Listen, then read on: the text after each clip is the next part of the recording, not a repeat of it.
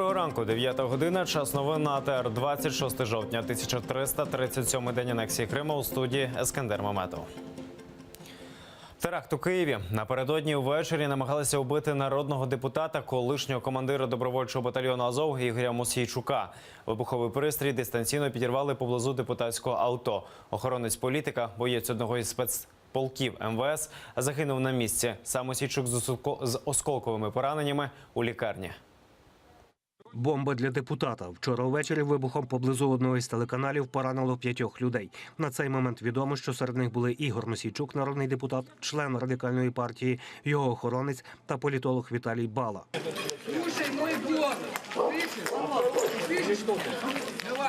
Охоронець помер на місці. Мосійчука із контузією та осколковими пораненнями та Балу із пошкодженнями спини та печінки у лікарні. Відомо, що нардеп та політолог брали участь у програмі на телеканалі. Близько 10-ї вечора вони вийшли до машини і через 30 секунд пролунав вибух. За даними поліції, вибухнув скутер, який був припаркований впритул до депутатського авто. Радник міністра внутрішніх справ Зорян Шкіряк заявив, що це був вибуховий пристрій спрямованої дії еквівалентом до кілограма тротилу. Бомбу підірвали дистанційно. Вибухівка була закладена попередньо в мотоцикл, який був припаркований, там мопед напроти входу. І, ймовірніше всього, було приведено в дію дистанційно. Це все, що можна сказати на цей час. Взрыв був дуже великий, огромний, був таке плам'я просто, Поліція вже кваліфікувала подію як теракт. Підозр ніяких офіційно не висувають, але в мережі обговорюються дві версії замаху – суперечки в опозиційному таборі та російський слід, точніше, чеченський. Усі згадали відео, на котрому Ігор Мосійчук погрожує лідеру Чечні Рамзану Кадирову і навіть розстрілює його портрет. І через кілька годин жорстка відповідь Кадирова. Он будет прощения просить, или мы по заслугам его накажем. Сам себя выстрелил, знаешь, и попадет, знаешь, в точку, знаешь, и мы не промахиваемся, мы стреляем точно. Зараз депутат у шпиталі. Медики переконують, що його життю нічого не загрожує. Свідки розповідають, Мосійчук постраждав найменше.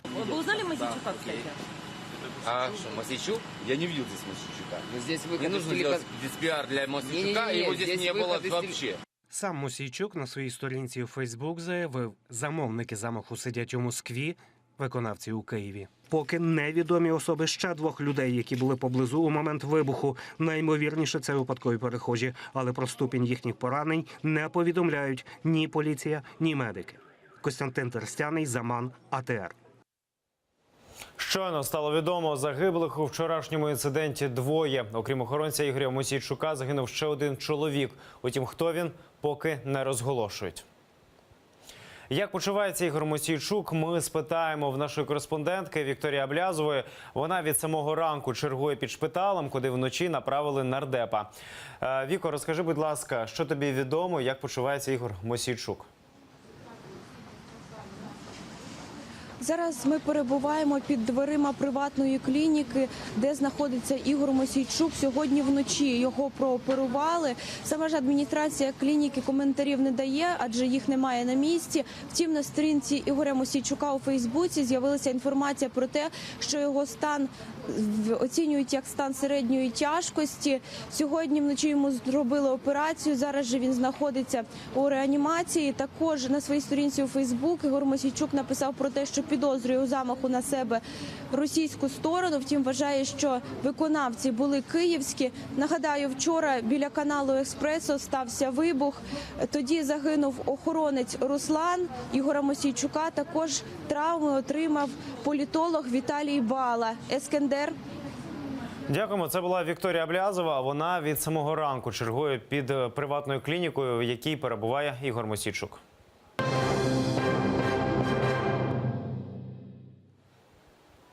Ільмі Умерова та Ахтема Чийгоза вже пройшли медобстеження у Анкарі. Вдень мають вони зустрітися із керівниками Туреччини, із президентом Реджеп Таїпом Ердоганом та віце-прем'єром Біналі Йилдиримом. Поки вирішують...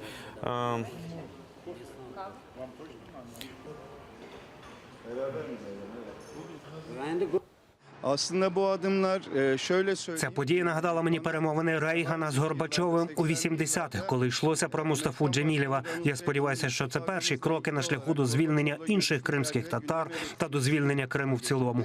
Півострів сьогодні – це відкрита буцегарня. Diğer siyasi tutuklularımız için de Члени кримсько-татарської спільноти кажуть, звільнення Ільмі Умерова та Ахтема Чийгоза – заслуга у першу чергу турецького президента Реджеп Таййипа Ердогана.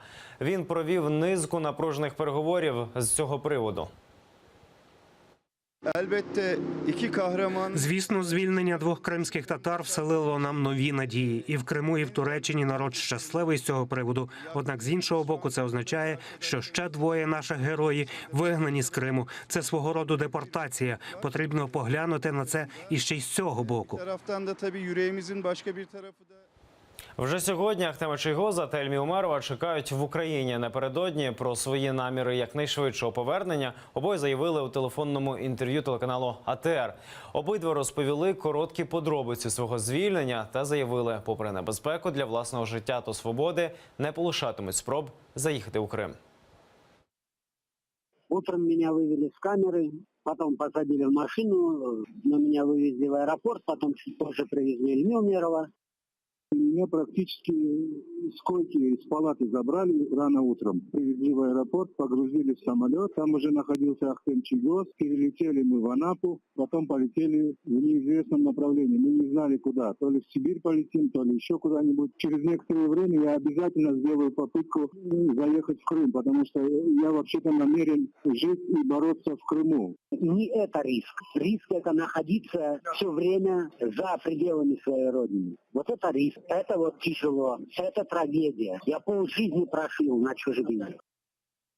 Проти Ільмі Умерова ФСБ Росії торік відкрила кримінальну справу за начебто публічні заклики до сепаратизму. 27 вересня підконтрольний Кремлю окупаційний суд півострова засудив Умерова на 2 роки колонії поселення. 11 вересня Ахтема Чийгоза засудили до 8 років колонії суворого режиму. Окупаційна влада півострова звинуватила його в організації масових заворушень під парламентом Криму у лютому 2014-го.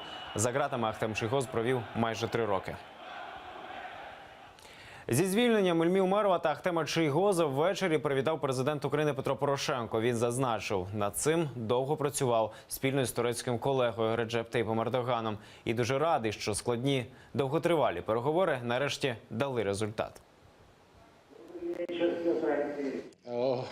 Дорогий пане Ахтеме, я дуже радий вас чути. І я щасливий разом з усім українським народом, що ми маємо можливість нарешті вітати вас з звільненням. Бо остаточне свято у нас буде тоді, коли ми звільнимо Крим. І весь кримсько-татарський народ, і всі мешканці Криму можуть опинитися нарешті на волі в Україні. Я вам честно скажу, вот я как бы всех президентов пережил, да? Но я первый раз, находясь в тюрьме, я в лицо им говорил, что мой президент Порошенко. Я не знал, что меня освободят. Я говорил, минимум мне 8 придется отсидеть. Я вообще предполагал, что я сперва попаду, как положено, сперва к своему президенту, потом поеду в турне. Ну так случилось. Я вообще думал, что меня в Сибирь везут. Потому что мне до последнего не говорили. Подробиці складних переговорів щодо звільнення Ільмі Умерова та Ахтема Чийгоза напередодні в ефірі телеканалу АТР розповів Рифат Шубаров. Голова Меджлісу кримсько-татарського народу стверджує, до останньої миті ніхто не знав, як саме відбуватиметься звільнення та чи відбудеться воно взагалі, бо окупанти ставили багато умов. Ви ставите умови, а напишіть лист на помилування, а напишіть покаяння. Ну добре, цього ви не хочете, а хоча б напишіть, що ви трошки визнаєте свою вину, хоча б тут.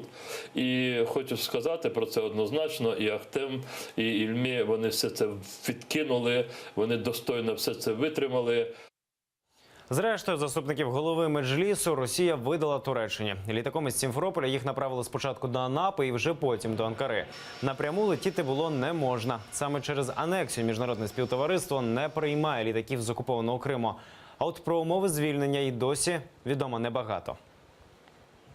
Це не обмін. По-друге, це не є помилування, наскільки я можу судити з того, що нам відомо через адвокатів. Це є просто скасування карних справ. Ну, я думаю, що для російського, вибачте мене, правосуддя тут нема нічого такого неможливого, оскільки і карних справ, як таких не було. Це було фальшування, і вони просто відмінили ці карні справи.